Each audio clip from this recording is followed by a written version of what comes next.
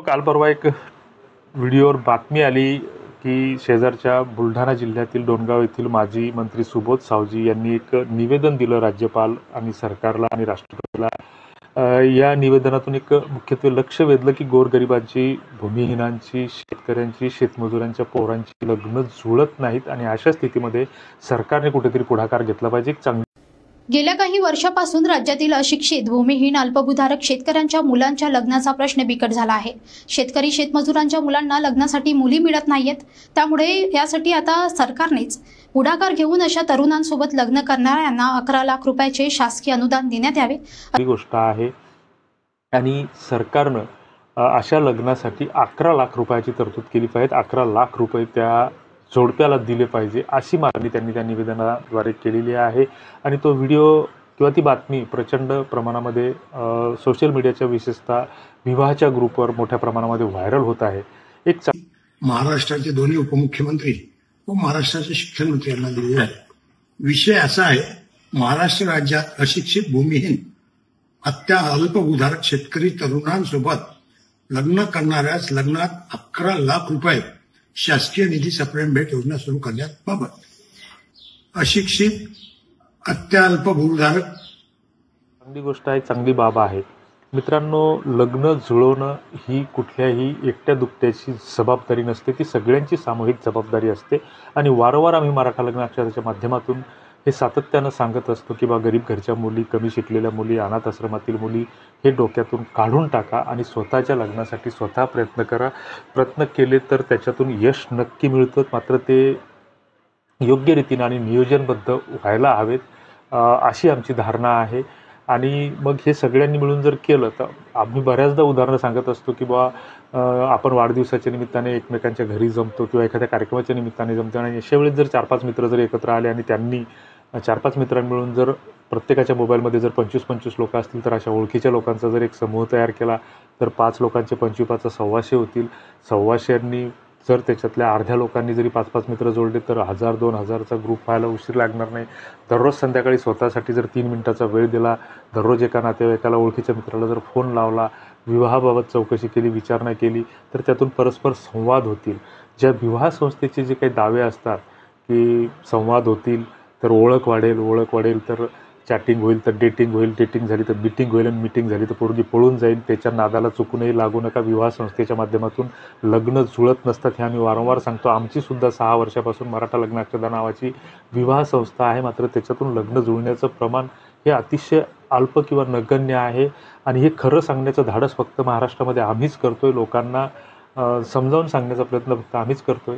आम्ही 2-3 वर्षापूर्वी एक विषय मांडला होता, एक मुद्दा मांडला होता की प्रत्येक गावामध्ये, महाराष्ट्रामध्ये जवळपास 4,000च्या आसपास गावखेडी आहेत आणि 4,000पैकी 3,000 गावखेड्यामध्ये दरवर्षी मोठ्या प्रमाणामध्ये भागवत सप्ते होतात. चांगली गोष्ट आहे. धार्मिक सप्ताह, सत्संग आहे तो धार्मिकता समाजामध्ये रुजली पाहिजे, याला कुणाचा आक्षेप नाही. मात्र हा सप्ताह 7 दिवसाचा होत असताना त्याच्यामध्ये एक दिवस जर आपण आपल्या तालुक्यापुरता, जिल्ह्यापुरता वधूवर परिचय मेळावा जर घेतला तर नक्कीच त्याच्यातून काही विधवा, विधूर, परित्यक्त्या, गरजू मुलांची 2-4 लग्न तरी जुळायला मदत होईल, एक चांगला पायंडा रुजेल.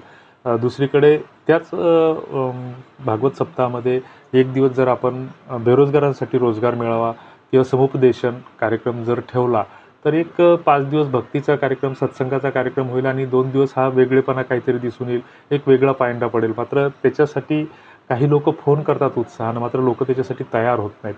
बऱ्याचदा आम्ही सांगत असतो की लग्नात तुम्ही मध्यस्थांचा चांगला 5-10 हजार, 11,000 रुपयाचं गिफ्ट घेऊन त्याचा सत्कार करा. राजकारणी लोकांचा सत्कार करणं बंद करा, मात्र कोणी ऐकत नाही. बऱ्याचदा अशा गोष्टी होतात आणि ही एक चांगली सुरुवात आहे. दुसरीकडे सरकारकडे आम्ही 3 वर्षापूर्वी एक मागणी केली होती की विवाहासाठी जी काही आंतरजातीय विवाह करत असतील, म्हणजे बाकीचं आता काही ठिकाणी, बऱ्याच ठिकाणी अंतर्गत समाजामध्ये जे काही 12 बलुतेदार आहेत किंवा मराठा समाज जरी म्हटलं तर मराठ्यामध्ये अंतर्गत इतक्या उपजाती आहेत. अक्करमाशी, बारमाशी, घाटाखालचे, घाटावरचे, शेंद्रे, हेंद्रे, दखने, उजवे, पाटील, देशमुख असे बरेच उपजाती आहेत. त्यांच्यात पण रोटी व्यवहार होतात, पण अजूनही बेटी व्यवहार होत नाही. परंतु हे सोडून जर जे काही 12 बलुतेदार आहेत, ज्या काही जातीचा समूह आहे, तर या समूहामध्ये जर कोणी असे विवाह करण्याचे धाडस करत असेल तर त्यांच्यासाठी सरकारनं कुठंतरी प्रोत्साहन दिलं पाहिजे. 20 लाख 21 लाख रुपये त्या जोडप्याच्या नावानं रोजगारासाठी टाकले पाहिजे आणि ते टाकल्याच्या नंतर त्यांना ज्यावेळेस मूलबाळ झाल्याच्या नंतर ते पैसे त्यांना एखाद्या व्यवसायासाठी युटिलाइज करायसाठी दिले पाहिजे, अशी आमची मागणी आहे. ही 3 वर्षापूर्वी अशी मागणी केली होती. त्याच्यानंतर एखादा जर गरिबीच्या कुटुंबातील मुलगा मुलगी जर विवाहासाठी योग्य होत असेल तर त्याला कुठेतरी एखाद्या बँकेकडून पतमर्यादा निश्चित करून दिली पाहिजे की मुलगा झाल्याच्या नंतर मुलगी झाल्याच्या नंतर 1-2 वर्षाच्या नंतर त्याला 10-11 लाख रुपयापर्यंत कर्ज दिलं पाहिजे किंवा सरकारनंच त्याला 10-11 लाख रुपये दिले पाहिजे की त्याचा दावा फक्त त्याला अपत्य झाल्याच्या नंतर त्याच्यावर चालला पाहिजे. अशाही गोष्टी आम्ही सुचवलेल्या आहेत.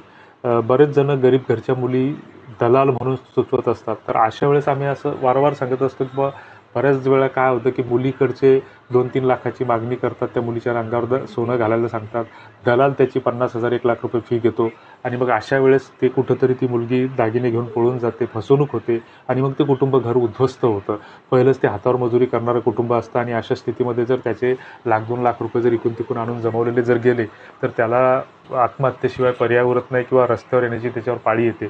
अशा स्थितीमध्ये जर अशी कोणी पैशाची मागणी करत असेल किंवा मुलीच्या नावाने पैसे द्या म्हणत असेल तर अशा वेळेस त्याला आपण थोडासा पुढाकार घेतला पाहिजे किंवा मुलीला 2 लाख रुपयाची जर डिमांड होत असेल तर 5 लाख रुपये आम्ही तिच्या नावानं टाकायला तयार आहे. मात्र तिचा अधिकार त्या पैशावर तेव्हाच चालेल की जेव्हा एखादा अपत्य होईल, म्हणजे याच्यातून फसवणुकीला कुठेतरी प्रतिबंध बसेल, पायबंद बसेल असं आम्हाला वाटतं. तुम्हाला काय वाटतं ते कमेंट बॉक्समध्ये नक्की कळवा. धन्यवाद. जय हिंद.